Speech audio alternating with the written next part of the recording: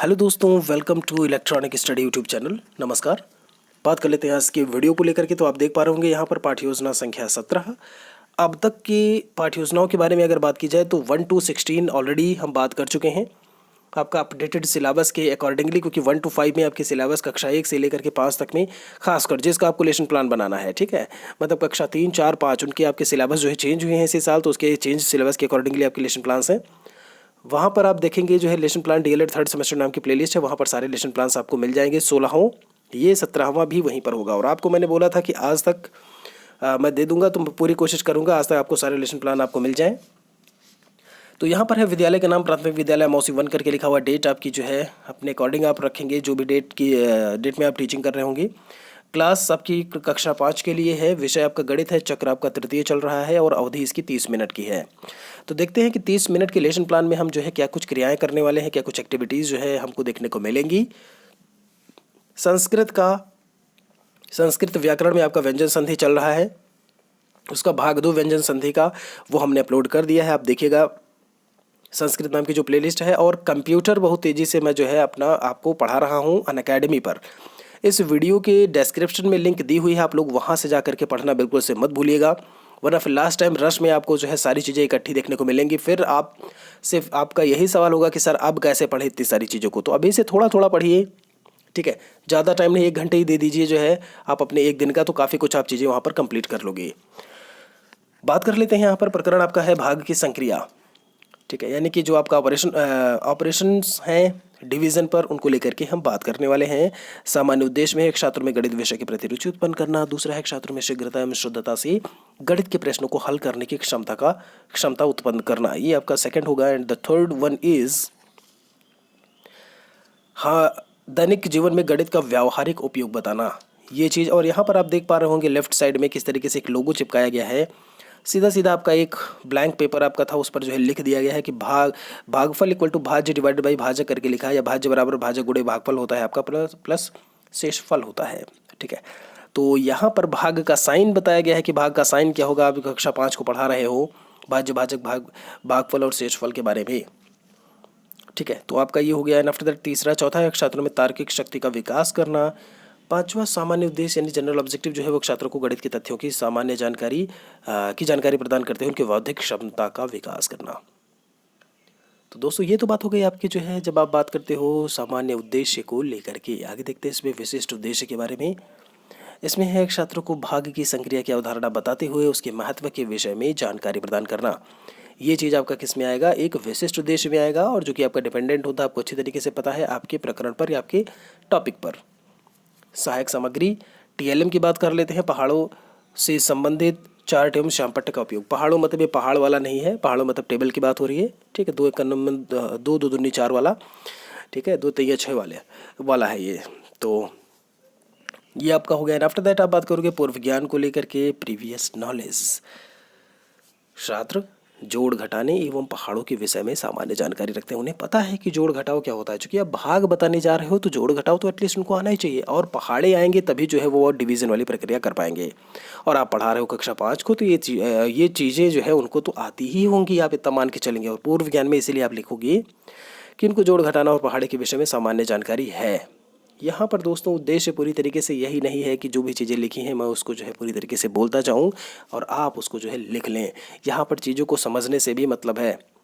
आपका जब वाइवा होता है तो आपसे चीज़ें पूछी जा सकती हैं कि भाई पूर्व ज्ञान में आपने क्या किया, क्या होता है पूर्व ज्ञान। और आप जब टीचिंग के ड्यूरेशन में गए थे वाइवा के टाइम पे आपसे ये चीज़ें पूछी जा सकती है। वाइवा में आपका लेसन प्लान ही सबसे पहले मांगते हैं। अगर आपके यहाँ वाइवा होता है तो कई जगह तो भैया बात ही अलग है, न टीचिंग का जाने का न जो है वाइवा का, सब कुछ पैसे देके सारी चीज़ें हो जाती हैं। तो मैं सबसे यही कहता हूँ कि मौका मिलता है तो टीचिंग वगैरह ज़रूर करें, एक बार जा कर के एक्सपीरियंस देखें, वहाँ पर एक्सपीरियंस गेन करें कैसे क्या कुछ होता है। भविष्य में आपको उन्हीं चीज़ों से जो है टैकल करना है, उन्हीं चीज़ों को जो है के सामने आना है। तो अभी से सीखें तो अच्छी बात है, ठीक। तो ये सारी चीज़ें वाइवा के ड्यूरेशन में आपको पता होना चाहिए। प्रस्तावना सवाल पे आते हैं। छात्र अध्यापिका की क्रिया और छात्र क्रिया। छात्रों सेब को लिखा है, इसमें है कि बच्चों 2 भागों में बांटना है तो प्रत्येक बच्चे को कितना मिलेगा। तो उसमें बोले कि भाई प्रत्येक बच्चे को 2 सेब थे, 2 भागों में बांटना है तो 1 मिल जाएगा। सिंपल सा क्वेश्चन था, बच्चों ने बता दिया। आगे देखते हैं। इसमें सेकंड क्वेश्चन लिखा है कि 4 पेंसिलों को बच्चों में बांटना है। बच्चों में बांटना है कितने, 2 बच्चों में बांटना है, तो प्रत्येक बच्चे को कितनी पेंसिल मिलेगी। अब 4 थी, उन्होंने 2 में बांट दिया, बोला भाई ठीक है 2 इनको मिल जाएगी, 2 इनको मिल जाएगी, 2 ए को मिल गई, 2 बी को मिल गई, 2 राम को मिल गई, 2 श्याम को मिल गई, 2 पेंसिलें मिल गई। एंड आफ्टर दैट नेक्स्ट है आपका 15 कापियों को 5 बच्चों में बांटना है, प्रत्येक बच्चे को कितनी कॉपियाँ मिलेंगी। छोटा छोटा था, उन्होंने हथेली पर उसको कर लिया ऐसे ही डिवीज़न कि 4 है, 2 दे दिए, 4 हो गया। अब 15 है, 5 में जो है वो करना है, तो ये समस्यात्मक सवाल हो जाएगा उनके लिए, उनको नहीं पता कि इसका क्या उत्तर आएगा, वहाँ पर वो निरुत्तर हो जाएंगे।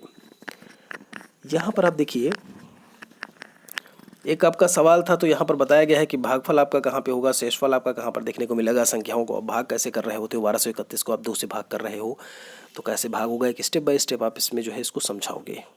ठीक है, यहाँ पर आपका 11 से 10 गया, आपका 1 बचा सीधे सीधे लिखा हुआ है लास्ट में, सो शेषफल इतना आया, भागफल 615 करके है, भाजक आपका ये है, भाज्य आपका 1231 करके है। आगे देख लेते हैं, ये वही है डिवाइजर डिविडेंड, आप रिमाइंडर और जो बात करते हो उन्हीं के लिए, उन्हीं को लेकर के बात हो रही जो इंग्लिश में कहते हो आप। ठीक है, उद्देश्य कथन ऑब्जेक्टिव स्टेटमेंट में क्या है कि छात्रों आज हम भाग की संक्रिया नामक पाठ का विस्तार पूर्वक अध्ययन करेंगे।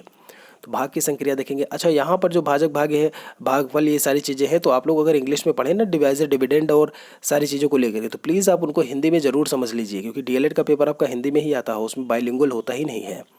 लिख देंगे भाज्य भाजक भागफल, इनमें संबंध बताइए, तो आपने पढ़ा है इंग्लिश में तो दिक्कत हो जाएगी फिर, है ना। तो वहाँ पर आप इनको बहुत ही हिंदी शब्दावली पूरी रहती है, हिंदी में लिखना होता है। आप लिख देखिए, लिख तो आप दीजिएगा, कोई दिक्कत नहीं है आप, लेकिन आपको पता तो एटलीस्ट होना चाहिए कि भाज्य भाजक भागफल इंग्लिश में होता क्या है, या इंग्लिश का हिंदी में क्या होता है। प्रस्तुतिकरण पे आते हैं। छात्र अध्यापिका की क्रिया और छात्र क्रिया। 4 पेंसिलों को 2 बच्चों में लिखा है कि 2 बच्चों में बांटना है, तो प्रत्येक को कितनी पेंसिल मिलनी चाहिए, तो 2 मिलेगी। यहाँ पर बता दिया जो है 15 बॉक्स को 5 बच्चों में बांटना है, तो प्रत्येक को कितना बॉक्स मिलेगा। समस्यात्मक सवाल, यहाँ पर स्पष्टीकरण देते हैं हम। बच्चों, जब हम अधिक वस्तुओं का मान दिया हो तो एक वस्तु का मान अगर पूछा जा रहा है तो इस प्रकार के प्रश्नों को भाग द्वारा हल किया जाता है। अतः 5 बच्चों को बॉक्स मिला, कितना आपका 15 है, एक बच्चे को कितना मिलेगा, तो 15 डिवाइडेड बाई 5 हो जाएगा। प्रत्येक बच्चे को 3 बॉक्स मिलेंगे। ये आंसर निकल करके आया, और आपने बताया कि आप उसको भाग करोगे, डिवीज़न आप वहाँ पर करो, डिवाइड करोगे। ठीक है, सॉरी, विकासात्मक सवाल पर आते हैं।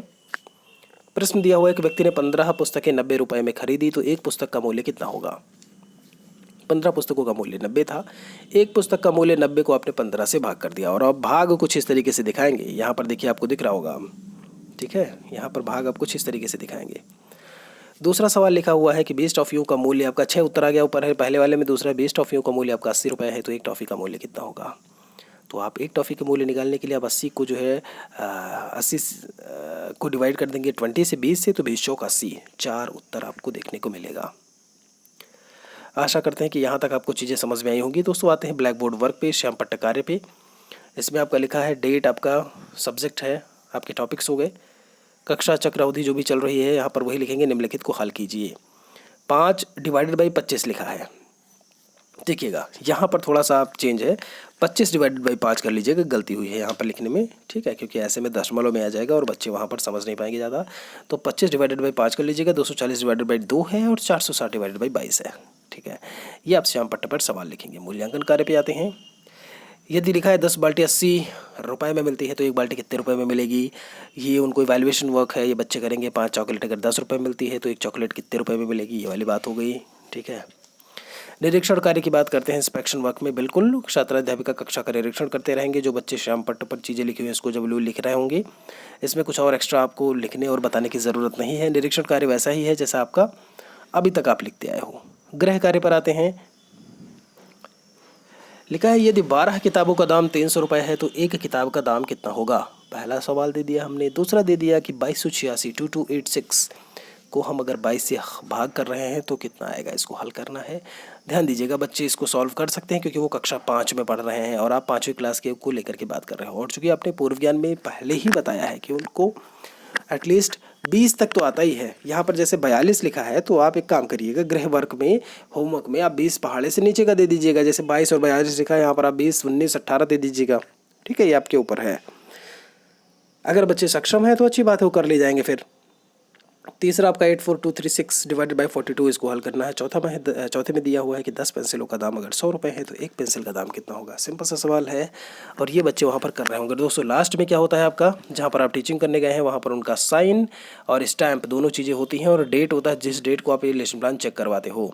तो मित्रों ये था आपका लेसन प्लान नंबर 17 आपकी पाठ्य योजनाएँ हो चुकी हैं। आपकी लाइव क्लासेस मैं आपको बता दूं, होप सो कि पूरी तरीके से कल 26 है, 27 से आपकी लाइव क्लासेस जो है वो शुरू होंगी। टाइम मैं बता दूंगा आप लोगों को जल्दी ही। 27 मार्च से लाइव क्लासेस होंगी। आपके 8 सब्जेक्ट हैं, 8 सब्जेक्ट्स को लेकर के हम अलग अलग दिन में लेकर के हम बात करेंगे। कुछ MCQs के बारे में, कभी किसी दिन कोई टॉपिक हुआ तो उसको लेकर के बात कर लेंगे। तो वीडियो को शेयर ज़रूर करिएगा अपने दोस्तों सहपाठियों के साथ में। और प्लीज़ लाइक वगैरह का पैसा नहीं लगता है तो प्लीज़ आप लोग वीडियो लाइक कर दिया करिए अगर अच्छा लगता है तो, ठीक है। कमेंट भी करते हो बहुत अच्छा जो है आप लोग, तो लाइक भी कर दिया करिए। कमेंट करके बताइए अगर कुछ भी आपको समझ में नहीं आता है या यहाँ पर मेरे बताने में कुछ अगर सही तरीका नहीं है या जो भी चीज़ें हैं तो आप सुझाव भी दे सकते हैं। स्वागत है आपका। हाजिर होते हैं अगले वीडियो में, तब तक के लिए आप सभी का बहुत बहुत धन्यवाद।